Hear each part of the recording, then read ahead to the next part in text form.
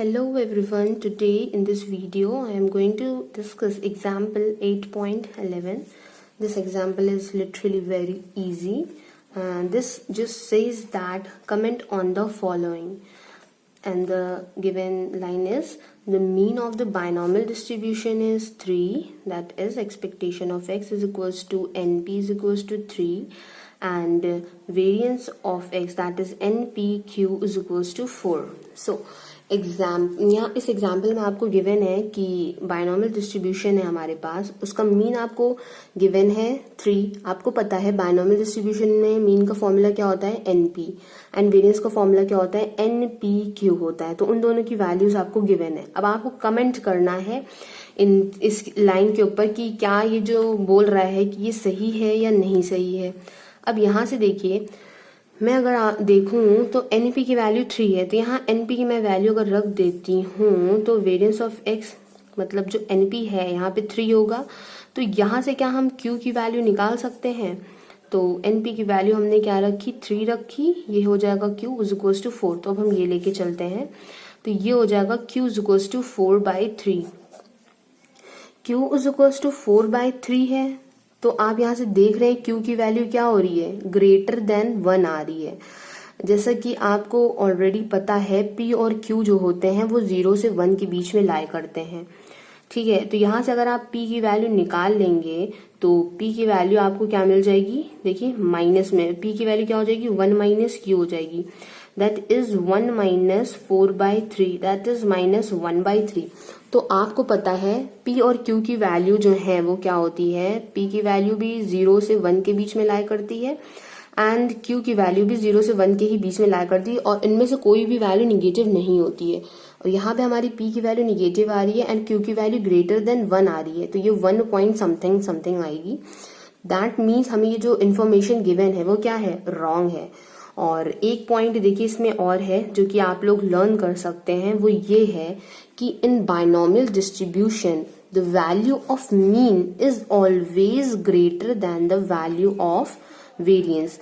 Expectation की value हमेशा ही ग्रेटर होगी। तो ये चीज आप अगर याद कर लेते हैं ये पॉइंट, तो ये इन फ्यूचर आपको कोई भी अगर बड़े एग्जाम्पल्स होंगे उनमें हेल्प कर सकता है आइडेंटिफाई करने के लिए कि जो वैल्यूज आपको गिवन है वो करेक्ट है कि नहीं करेक्ट है। और ये बुक में भी गिवन है एट पेज नंबर 8.11 पे जो एलिटर आपको दिया है उसमें देखिए लिखा है since for binomial distribution variance is always less than mean and the given statement is wrong। so यहाँ पे ये हो गया। अब देखिए मैं इसी वीडियो में आपको एग्जाम्पल 8.12 भी बता देती हूँ। So example 8.12 says that the mean and the variance of the binomial distribution are 4 and 4/3. Okay, and we have to find probability x is greater than equal to 1. So हम इसको इस तरह से लिख सकते हैं 1 minus probability x is less than 1 so that it will take just a single value that is probability x is equals to 0. And यहाँ से जैसे जिस तरह से हमने यहाँ से p और q की वैल्यू निकाली थी तो यहाँ से भी हम पहले p और q की वैल्यू को क्या करते हैं फाइंड आउट कर लेते हैं। तो ये हो जाएगा हमारा np is equals to 4 and variance आपको पता है npq होता है तो ये 4/3 हो जाएगा। np इज इक्वल्स टू 4 है that is 4q is equals to 4/3, ये 4 कैंसिल आउट हो जाएगा, q विल बी 1/3। q की वैल्यू 1/3 है तो यहाँ से हमारी p की वैल्यू क्या आ जाएगी 2/3 आ जाएगी। अब हमें वैल्यूज पता चल गई हैं, अब हमको ये चीज फाइंड करनी है। सो हमने लिखा probability x is greater than equal to 1 minus यहाँ पे हो जाएगा 0।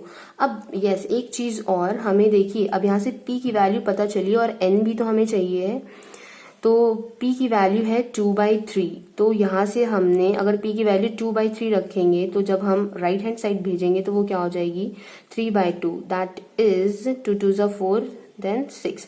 n की वैल्यू हमें मिल जाती है 6। तो यहाँ से हमें फॉर्मूले में वैल्यू इसमें प्लेस करनी है तो ये हो जाएगा 6c0 बिकॉज यहाँ x की वैल्यू 0 है, p की वैल्यू है 2/3 2/3 टू द पावर 0 हो जाएगा, देन 1/3 टू द पावर क्या हो जाएगा 6 हो जाएगा। अब यहाँ से आपको पता है 6c0 है तो उसकी वैल्यू 1 होगी, ये भी 1 हो जाएगा, देन ये हो जाएगा 1/3 टू द पावर 6। सो आप जब इसको सॉल्व करेंगे तो आप इसकी वैल्यू देखेंगे कुछ इस तरह से आ रही है 0.99863। सो ये आपकी पेज नंबर 8.11 में गिवन है। सो आप उसको वहां से चेक भी कर सकते हैं। तो कैलकुलेशन तो आपको ही अपनी मेंटेन करनी है, उसकी स्पीड है जो भी है, तो आप उसके लिए बहुत सी वीडियोस देखिए यूट्यूब पे पड़ी होती हैं जो ट्रिक्स बताते हैं कि कैसे आप उसको डिवाइड करें, किस तरह से आप शॉर्ट ट्रिक लगा के कर सकते हैं। अगर आपको वीडियोस ना मिले तो आप मुझे कमेंट करके रिक्वेस्ट अपनी लिख सकते हैं, जो भी आपकी क्वेरी है या जो भी प्रॉब्लम है, तो मैं उससे रिलेटेड भी आपके लिए वीडियो बना दूंगी। सो अब देखिए example number 8.13। So example 8.13। So इसमें कह रहा है कि जो x है वो फॉलो करता है आपका बाइनोमियल n, p को। मैंने ये नोटेशन बताया था, अगर x इस तरह से लिखा है दैट मीन्स x फॉलो करता है बाइनोमियल n जो है आपके वो क्या होते हैं, आपके ट्रायल्स होते हैं, और p जो होता है प्रोबेबिलिटी ऑफ सक्सेस होता है।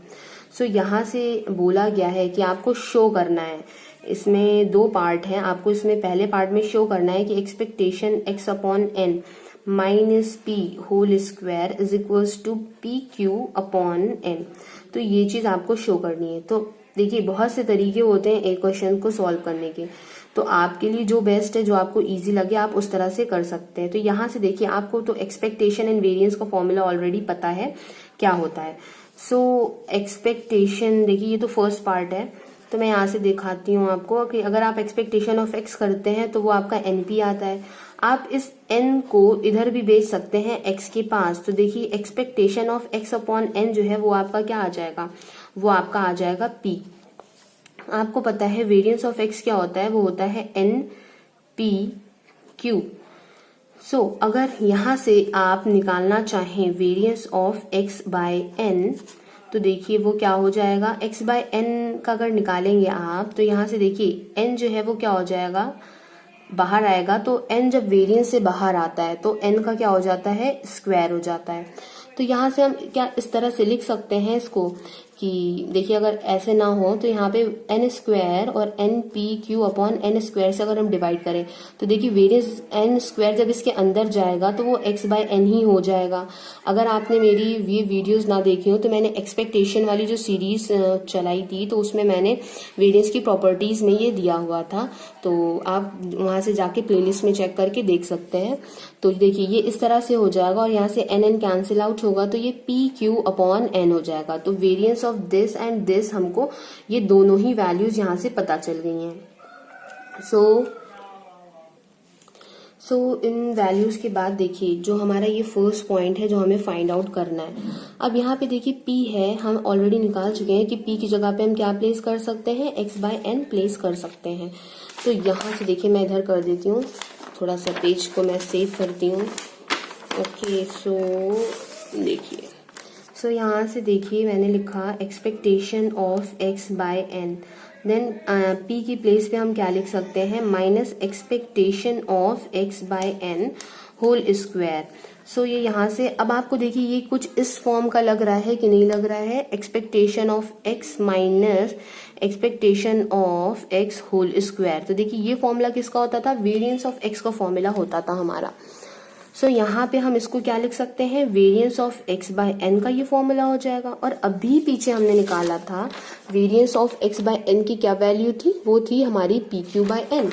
सो pq बाय n जो हमने यहाँ पे लिखा pq बाय n।